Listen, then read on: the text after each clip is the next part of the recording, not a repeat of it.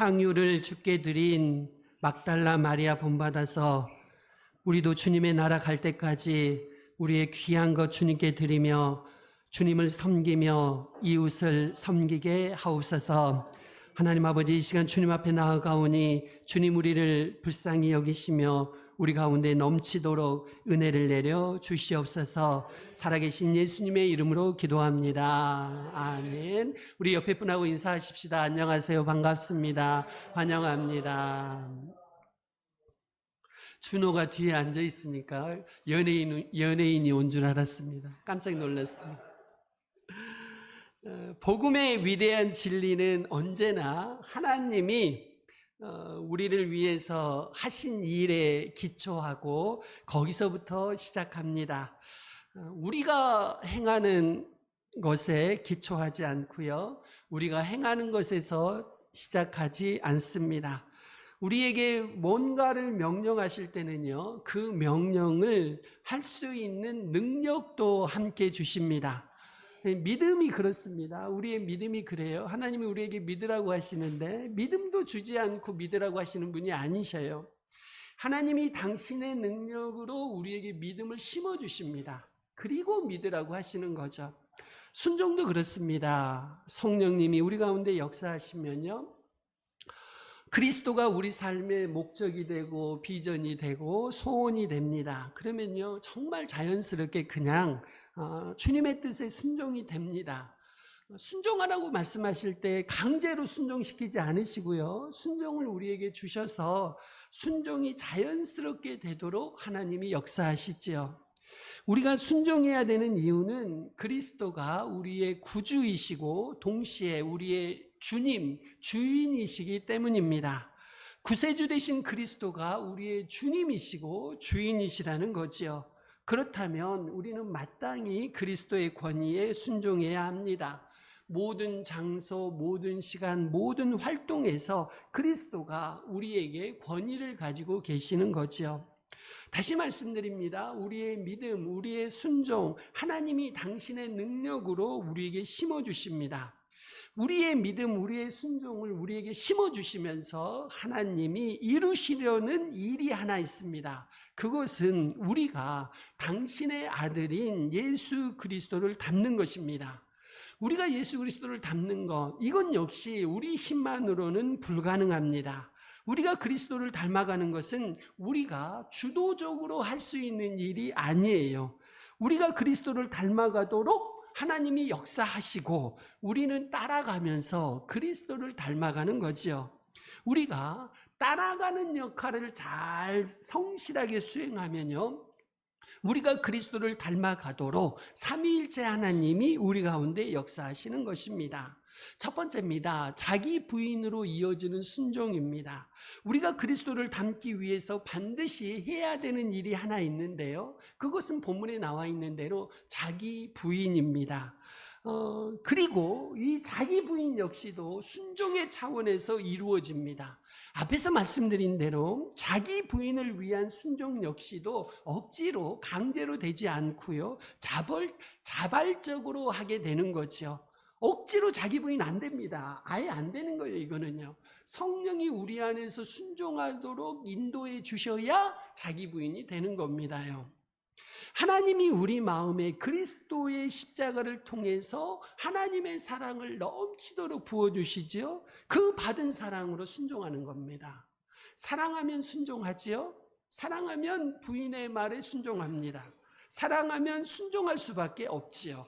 그래서 자기 부인을 위한 순종은 본질적으로 우리의 열매가 아니에요.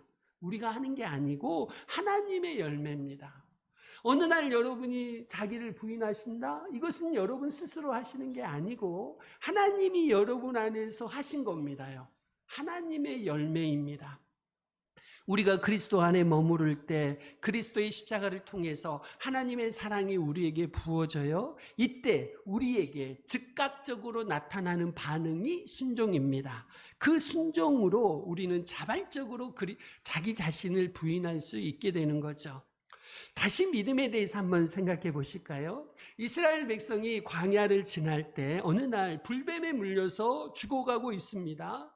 모세가요, 죽어가는 자기 백성을 위해서 하나님 앞에 나가서 살려달라고 기도하죠. 이때 하나님이 살 수 있는 처방책을 하나 내려주시지요.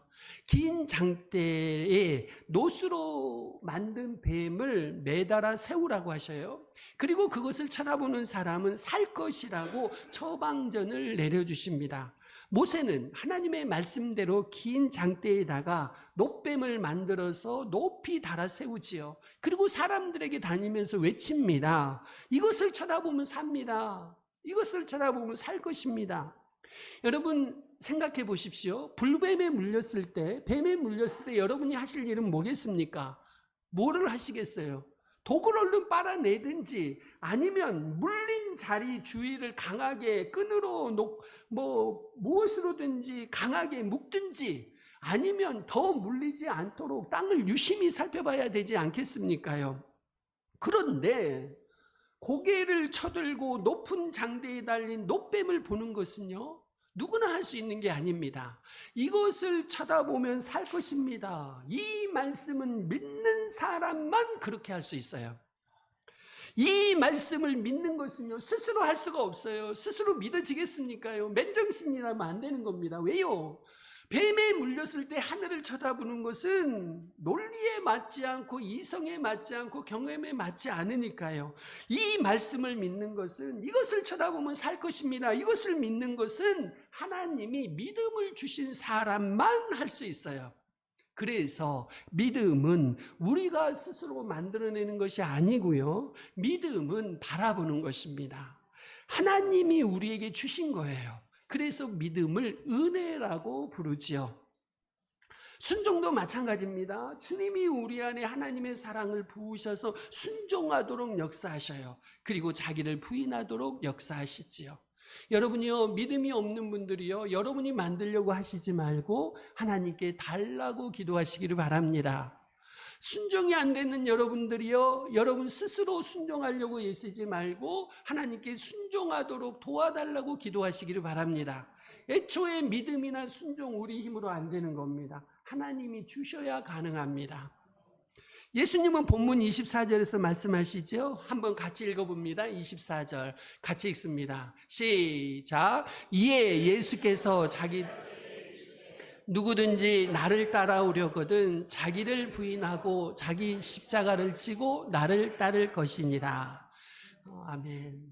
그리스도와 함께 사는 것, 그리스도 안에 사는 것이 무엇일까요? 그것은 그리스도의 권위 아래 사는 것이고요, 24절 말씀처럼 구체적으로 자기를 부인하고 자기 십자가를 지고 예수님을 따르는 것입니다. 이것이 바로 이제 그리스도와 함께 사는 것, 그리스도 안에 사는 것입니다.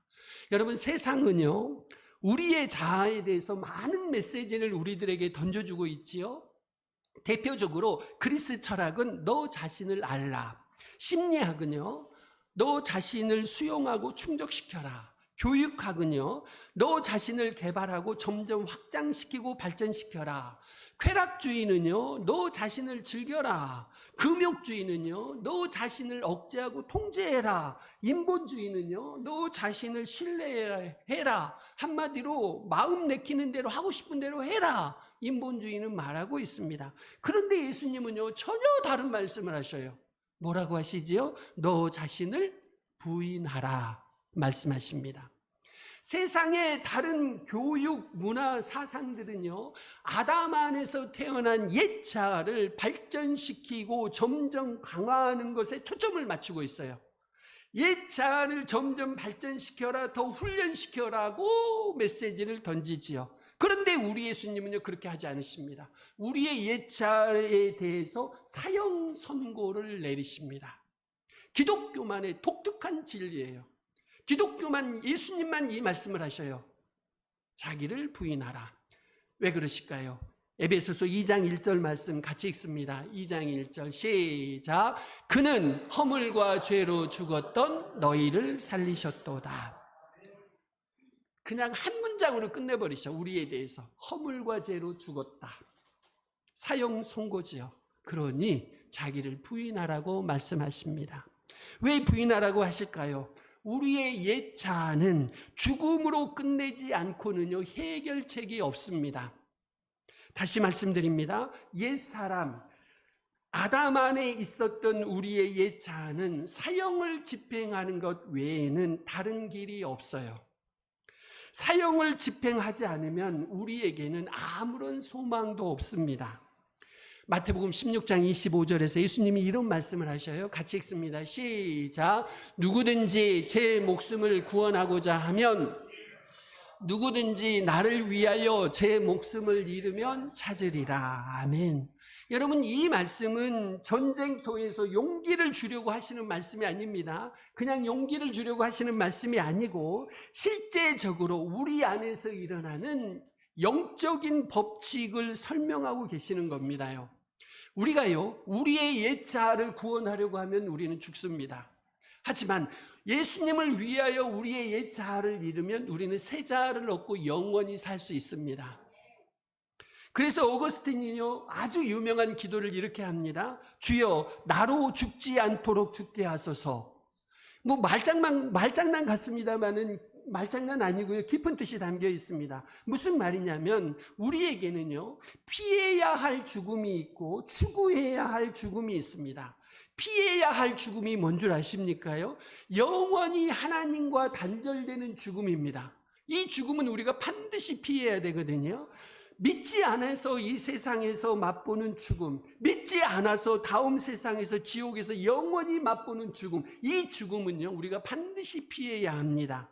이 죽음을 피하기 위해서 우리가 추구해야 하는 죽음이 하나 있습니다. 그것은 뭐냐? 우리의 옛 자아는 죽어야 합니다. 우리의 옛 자아가 죽어야 영원히 하나님과 단절되는 죽음을 피할 수가 있어요. 그래서 어거스틴이 기도합니다. 주여, 나로 죽지 않도록 죽게 하소서.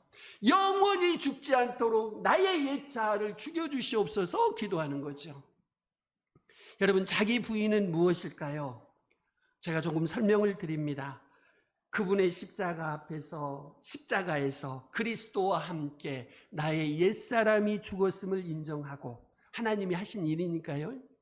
내 안에 그리스도 안에서 새 생명이 주어졌음을 믿고 받아들이고 하나님께 대해 산자로 여기며 살아가는 것입니다.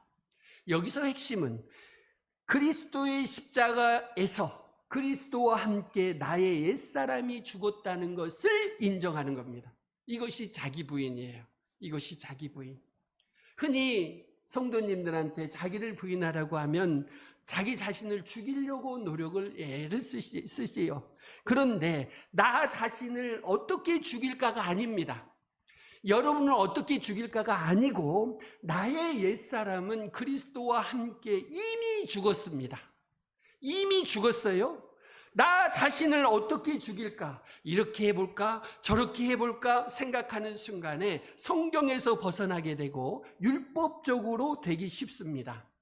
또 자기들 부인하려고 하면요, 내 안에 있는 욕망을 제거하려고들 하시죠. 그런데 문제는 그 욕망을 어떻게 제거하느냐는 거죠. 그리고 욕망을 제거하려는 그 욕망을 또 어떻게 제거하는 거죠? 끝도 없습니다요. 욕망을 제거하는 것은 우리의 노력으로는 되지 않는 문제입니다. 이에 대해서 성경은 뭐라고 하실까요? 우리의 옛사람이 그리스도와 함께 십자가에서 죽을 때 우리 안에 새 생명이 부어지고 새로운 욕망이 태어난다고 말씀합니다. 여러분, 우리가 그리스도와 함께 십자가에 죽을 때 우리의 옛 욕망, 육체의 소욕은 죽고요. 갈라디아서 5장 말씀에 의하면 우리의 옛 소욕은 죽고요. 새로운 갈망, 성령의 소욕이 우리 안에서 일어나는 것입니다. 그래서 믿는 우리는 옛 욕망, 육체의 소욕을 따르지 않고요, 새로운 갈망, 성령의 소욕을 따라서 살아가게 됩니다. 어떻게 이게 가능할까요? 어떻게 이게 가능할까요? 옛 욕망, 육체의 소욕은 죽은 옛자의 것입니다. 그리고 새로운 갈망, 성령의 소욕은 믿음으로 새로 태어난 자의 것입니다. 그래서 가능해요. 예를 들어볼까요? 돌아가신 용맹스러운 이순신 장군이 여러분에게 나를 따르라 명령하십니다. 아무도 따를 사람이 없어요. 그렇죠? 오늘 이순신 장군이 여러분한테 나를 따르라 외쳐도 따를 사람이 없어요. 그냥 무시해버리죠. 왜 그래요? 이순신 장군은 죽은 사람이니까. 죽은 사람.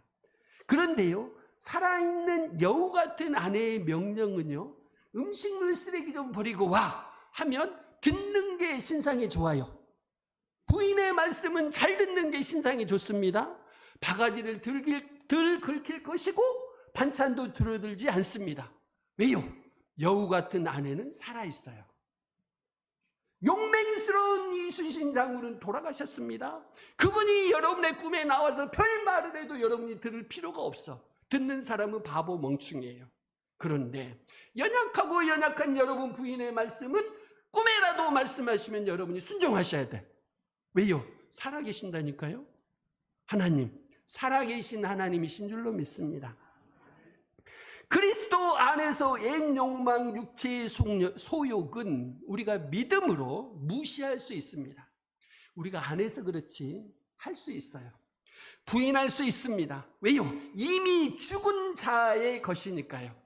예수님이 말씀하시죠. 내가 십자가에서 죽을 때 희망이 없는 너희의 옛사람은 함께 죽었다. 누누이 말씀하시는 겁니다. 새로운 생명의 자아로 살아가라. 제발 옛 생명으로 살지 말고 새 생명으로 살아가라 말씀하시죠. 두 번째입니다. 자기를 부인하고 그리스도를 따르라. 여러분, 우리 안에 있는 자, 곧 나 자신을 우리는 어떻게 보아야 할까요? 하나님의 관점, 성경의 관점, 예수님의 관점에서 보셔야 합니다.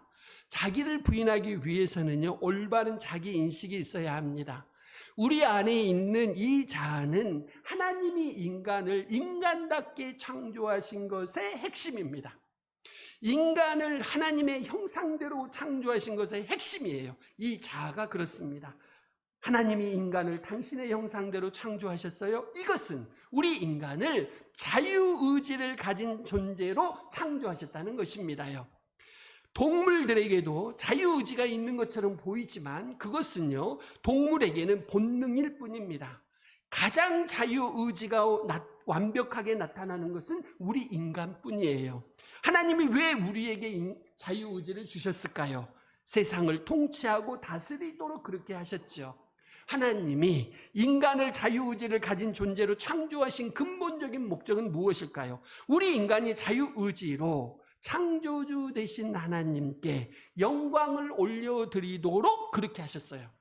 우리가 자원해서 자발적으로 하나님께 영광을 올려드리도록 자유의지를 우리에게 주셨어요.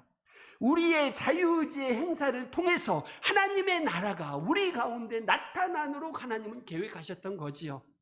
그런데 자유의지를 가진 우리 인간은 매우 위험한 존재였습니다. 우리 인간이 자유의지로 자기의를 주장하고 자기를 과신하고 자기를 찬양하고 자기를 높였어요. 자유의지를 가진 존재가 하나님께 자신의 자유의지로 배반을 했던 거죠. 하나님은 왜 우리 인간에게 자유의지를 허락하신 것일까요? 그럴 줄 아셨을 텐데 왜 허락하셨을까요?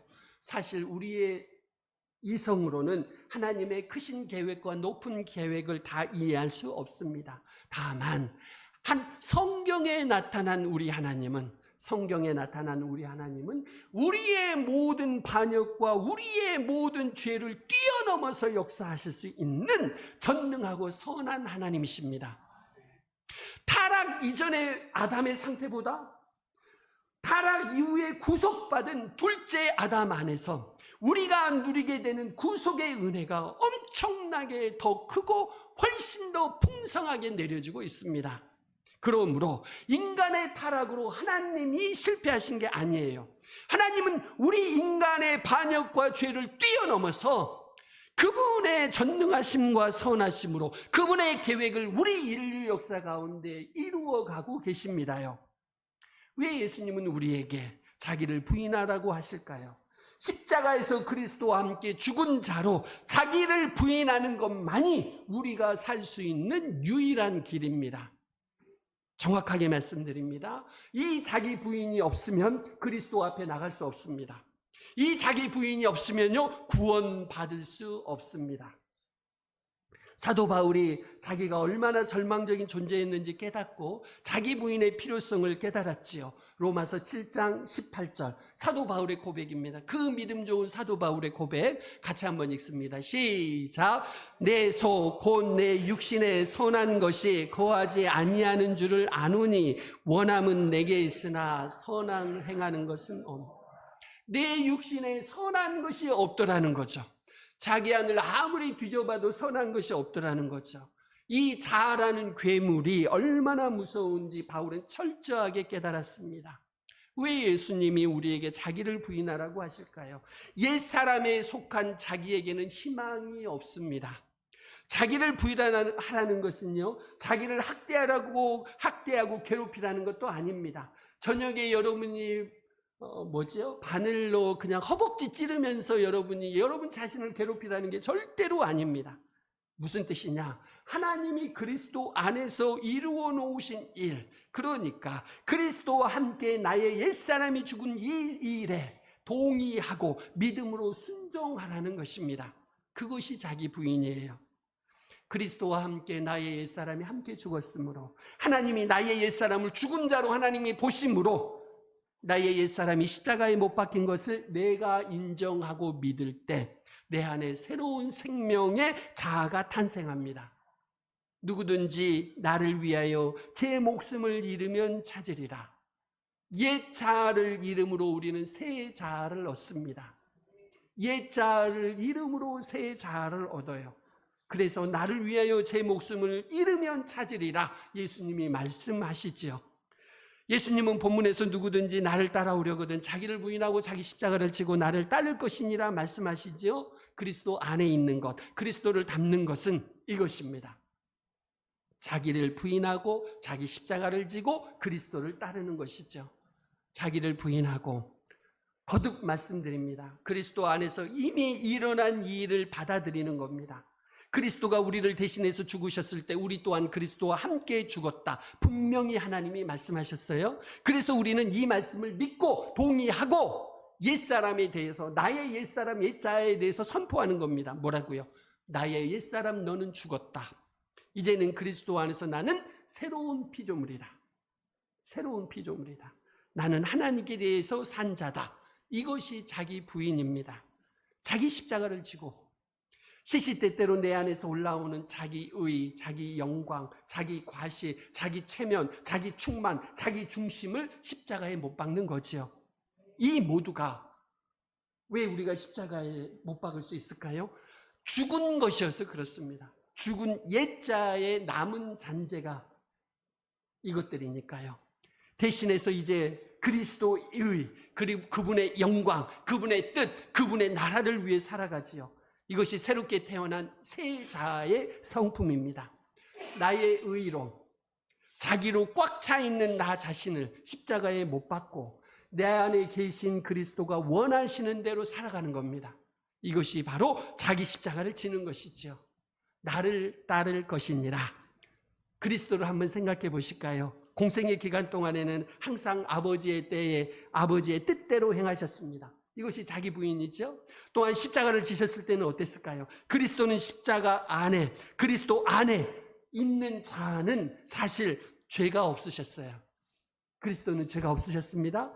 하나님을 배반한 자아가 아니었습니다. 그분의 자아는 온전히 하나님 중심이었고 하나님께 영광을 올려드리는 자아였습니다. 그럼에도 불구하고 자기를 부인하고 우리를 대신해서 십자가에서 죽으셨던 거죠. 우리가 자기를 부인하고 십자가를 질 때 그리스도께서 자기를 부인하셨듯이 우리도 자기를 부인하고, 그리스도께서 자기 십자가를 지셨듯이 우리도 자기 십자가를 지는 겁니다. 그것이 바로 그리스도를 따르는 것입니다. 그리스도는 대충 자기 부인하지 않으셨고요, 대충 십자가 지신 것이 아니었습니다. 우리도 그분처럼 자기 부인과 자기 십자가를 실천하기를 원하시는 거죠. 그때 비로소 우리는 성령의 역사를 충만하게 경험하게 됩니다.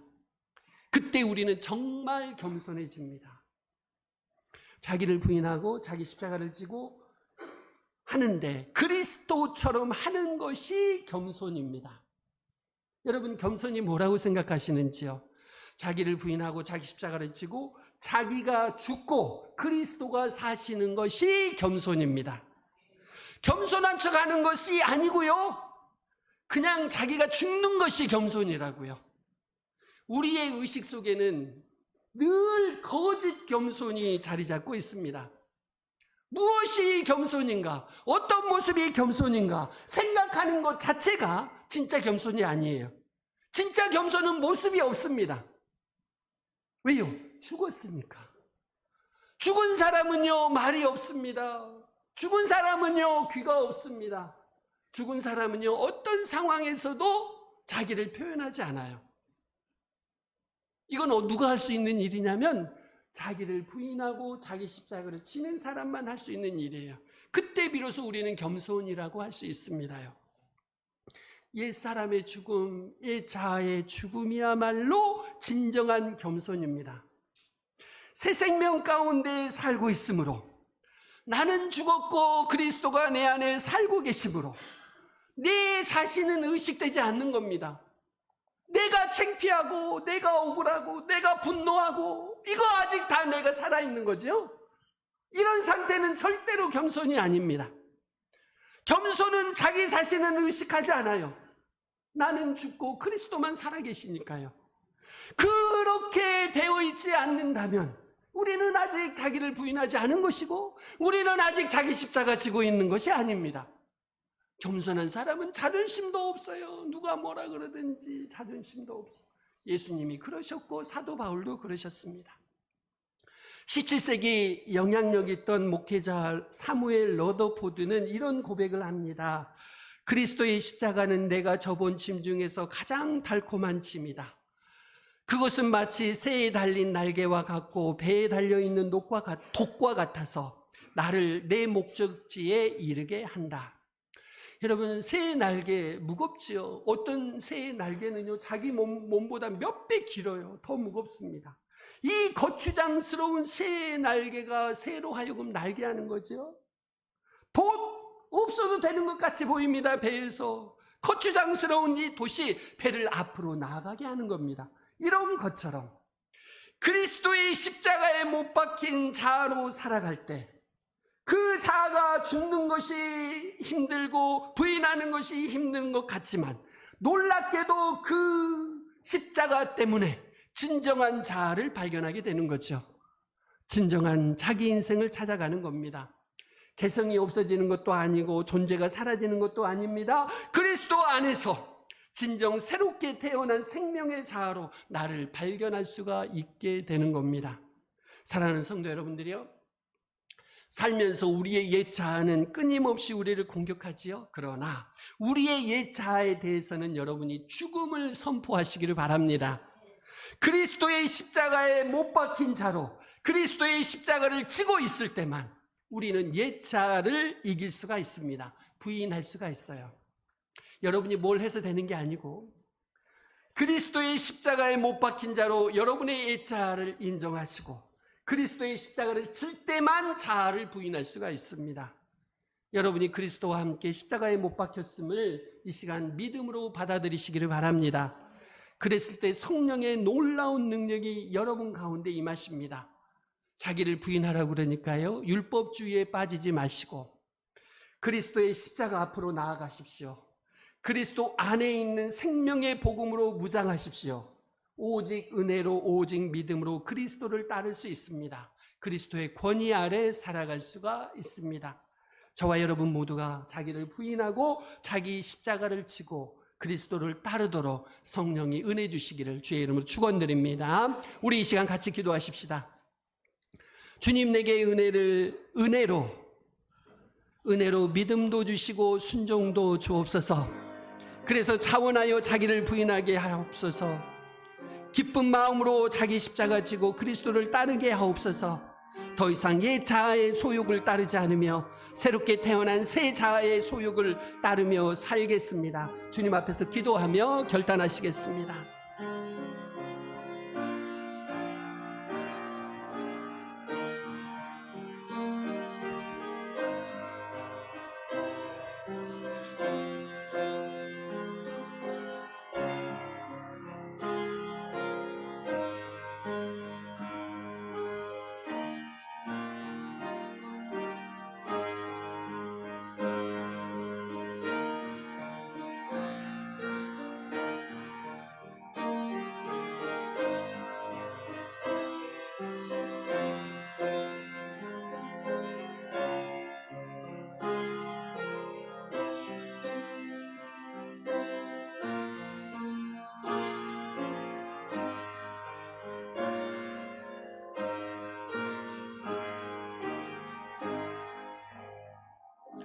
하나님 아버지, 매일은혜 교회를 축복하셔서 믿음을 주시고 순종을 주옵소서.